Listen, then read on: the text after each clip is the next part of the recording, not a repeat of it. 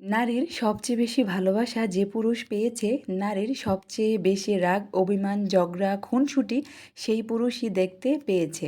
নারীরা একটু এমনই হয়। নারী যাকে সবচেয়ে বেশি ভালোবাসে তার উপরই অধিকার দেখায়, রাগ দেখায় এবং অভিমান করে।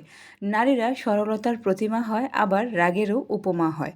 সব কিছু নির্ভর করে আপনার উপর, আপনি তাকে কিভাবে ট্রিট করছেন সেটার উপর।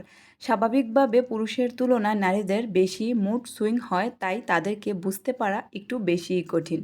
এখন আপনি বলতে পারেন, এত কিছুর পরও আপনি কেন সেই নারীকেই সহ্য করে যাবেন?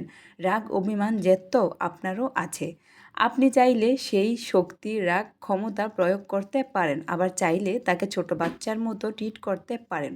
ক্ষমতার পলব না দেখিয়ে ভালোবাসার চাদরে তাকে আবৃত করে রাখতে পারেন।